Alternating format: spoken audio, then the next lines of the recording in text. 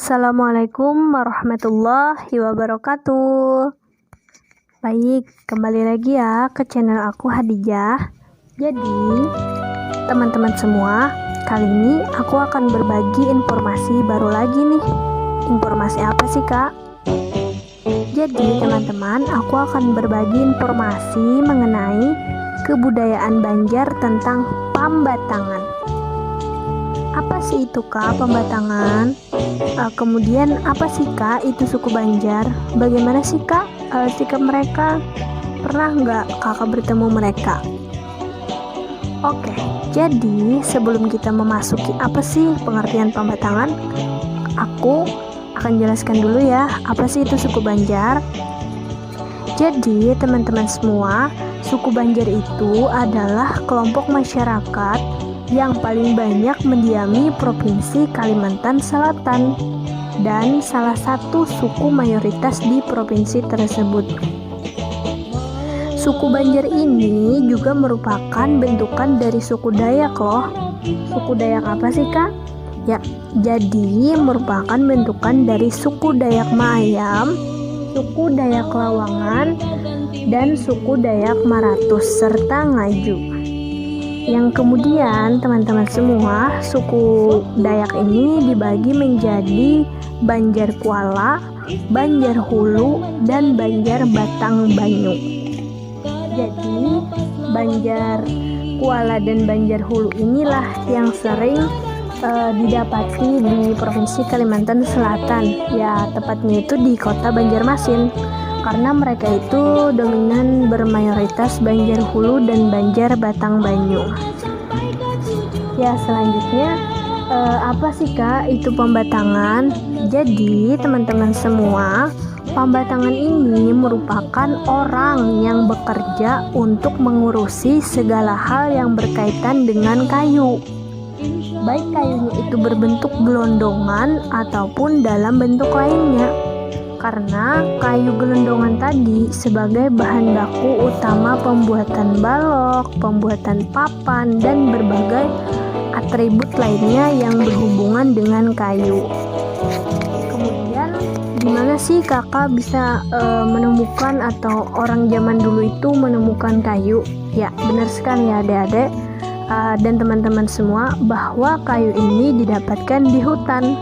Apa sih itu, Kak, hutan? Ya, jadi hutan ini merupakan sekumpulan pohon atau sekumpulan flora dan fauna yang lingkupnya sangat besar.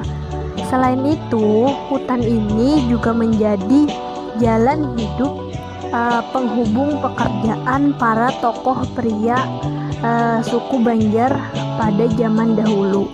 Selain itu, ekologi dari hutan ini, teman-teman semua, pertama kali itu beralokasi di hulu Sungai Barito, dan hutan kedua itu beralokasi di Kecamatan Kintab, Kabupaten Tanah Laut. Jadi dua tempat tersebut merupakan hutan terbesar pada zaman dulu atau pada suku Banjar di zaman dulu. Kemudian pekerjaan ini menjadi sebuah kebudayaan. Nah, muncullah pertanyaan, apa sih, Kak, hubungan antara Pambatangan ini dengan kebudayaan? Nah, jadi teman-teman semua, Pambatangan ini merupakan pekerjaan yang menjadi sebuah kebudayaan karena pekerjaan ini masih terus dilakukan oleh para kaum pria suku Banjar karena pekerjaan ini dianggap memiliki nilai-nilai simbolis yang begitu besar di dalamnya. Nilai simbolisnya apa sih, Kak? Ya, jadi nilai simbolisnya itu berupa kesabaran, menghargai waktu dengan keluarga, menjaga kesehatan, kemudian menjaga lingkungan, dan bagaimana sih menghargai sesama makhluk hidup. Nah, oleh sebab itulah teman-teman semua, pekerjaan Pambatangan ini menjadi sebuah kebudayaan bagi masyarakat Banjar yang masih terus turun temurun hingga sekarang. Kemudian Profesi pembatangan ini juga digambarkan loh teman-teman dalam sebuah lagu. Lagunya apa sih Kak? Ya, lagunya itu teman-teman semua berjudul Pambatangan. Pernah nggak sih kalian dengar lagu Pambatangan ini? Saya nyanyikan satu lirik ya. Yang pertama itu adalah Maten di hulu. Nah, itu adalah satu lirik tentang pembatangan ini. Nah, jadi di dalamnya itu menceritakan tentang betapa sih susahnya para kaum pria khas Banjar yang dulunya itu bekerja tidak mengenal siang malam, kemudian tidak mengenal panas hujan. Mereka tetap bekerja dan berharap bahwa pekerjaan tersebut nanti akan menjadi sebuah keberkahan karena mereka yakin Allah pasti membantu mereka. Nah, jadi pekerjaan inilah yang kemudian dianggap sebagai suatu pekerjaan yang bernilai kebudayaan, yang bernilai simbolis, sehingga sampai sekarang pekerjaan ini terus dilakukan. Dan ketika ada para kaum pria yang masih menjalankan profesi ini, maka mereka dianggap masih melestarikan kebudayaan khas Banjar. Selain itu, pembatangan ini juga sangat mengandung banyak-banyak nilai simbolis yang turun-temurun dan terus dilestarikan, meskipun ada sisi negatif dan positifnya. Sisi negatifnya apa sih Kak? Nah, sisi negatifnya itu yang pertama, apabila dalam jumlah yang banyak pohon digundul, maka akan menimbulkan penggundulan hutan. Yang kedua, jika tidak melakukan sistem tebang pilih, maka akan berpotensi pada bencana. Yang ketiga, itu sangat berisiko terhadap orang yang bekerja. Maksudnya gimana sih Kak? Nah, maksudnya begini, ketika kita melakukan penebangan yang dalam skala besar dan tidak melakukan tebang pilih, maka akan terjadi bencana yang begitu besar dong, ya kan? Contoh bencananya apa sih Kak? Ya, yang pertama itu contoh bencananya adalah tanah longsor, kemudian banjir, serta bencana-bencana yang lain tentunya. Kalau dampak positifnya apa sih Kak? Dampak positifnya seperti yang sudah disebutkan, yaitu melestarikan kebudayaan lokal, lebih memaknai apa sih itu arti simbolis dalam bekerja, kemudian menghargai kesehatan, waktu dengan keluarga, dan pentingnya lingkungan. Karena masyarakat Banjar zaman dahulu itu sangat menghargai lingkungan karena mereka bergantung besar dengan alam. Ketika kayu itu banyak, maka nilai ekonomi yang didapat mereka pun juga banyak tentunya. Oleh sebab itulah mereka sangat menghargai alam. Selain itu juga mereka mengurangi penggunaan bahan kimia yang berlebihan untuk bahan pembuatan rumah. Oke, kemudian contoh tanaman apa atau pohon apa sih Kak yang sering ditebang? Nah, yang sering ditebang itu yaitu pohon akasia. Kok akasia sih Kak? Karena pohon ini terkenal akan kekuatan dari kayunya, sehingga sangat banyak diminati oleh para pekerja. Selain itu juga kayu akasia ini teman-teman semua dianggap memiliki arti simbolis bagi para tokoh-tokoh Banjar zaman dahulu. Maknanya apa sih Kak? Maknanya yaitu berupa kedermawanan, kemudian kekuatan menghadapi kerasnya kehidupan, sehingga kayu inilah yang identik mereka jadikan sebagai kayu yang ditebang karena mengandung adat budaya yang harus tetap dilestarikan sampai sekarang.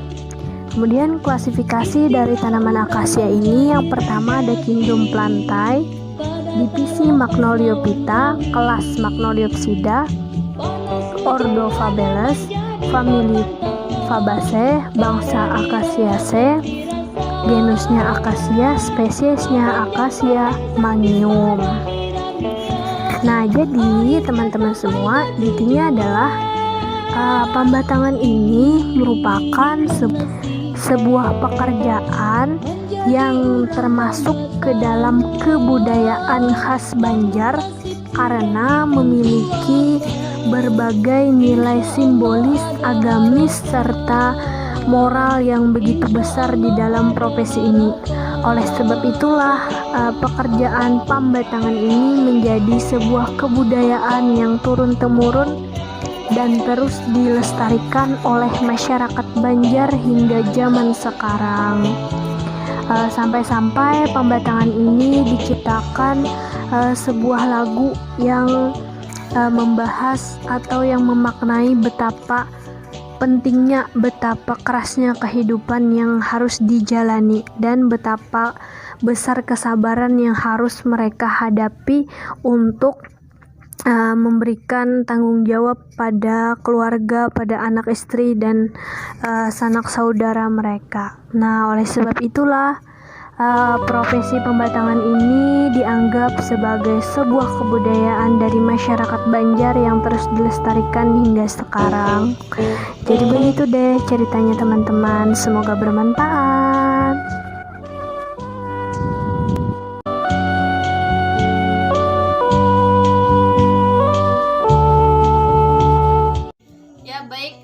Kembali lagi bersama saya Hadijah. Di sini saya akan melakukan wawancara langsung kepada Bapak yang telah bekerja kayu ini selama beberapa puluh tahun.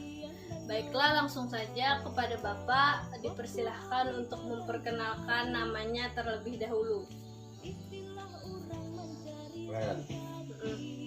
Nama saya Ahmad. Umur Bapak? Umur kurang lebih 50 tahun. Selama ini Bapak bekerja di bidang kayu ini sekitar berapa tahun? Kurang lebih 20 tahun.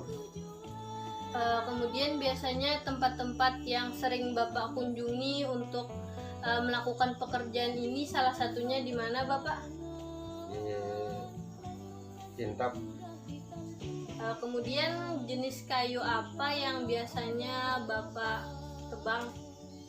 Kayu hutan lah sembarangan, yang mana bisa dimanfaatkan ditebang. Kemudian kalau boleh saya tahu berapa kisaran ekonomi yang biasanya Bapak dapat dari pekerjaan tersebut? Tergantung hasil penambangan satu hari. Jadi penghasilan yang didapat itu tergantung dari banyaknya jumlah kayu yang didapat ya Bapak? Iya.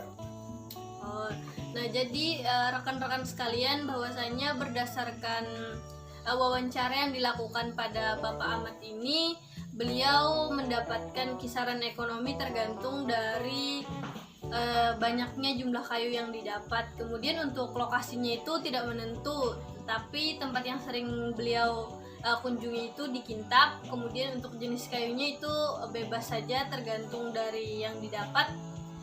Mungkin itu saja wawancara yang saya lakukan pada kesempatan kali ini. Untuk Bapak, terima kasih untuk waktunya. Saya akhiri wawancara ini dan terima kasih untuk yang telah menyaksikan.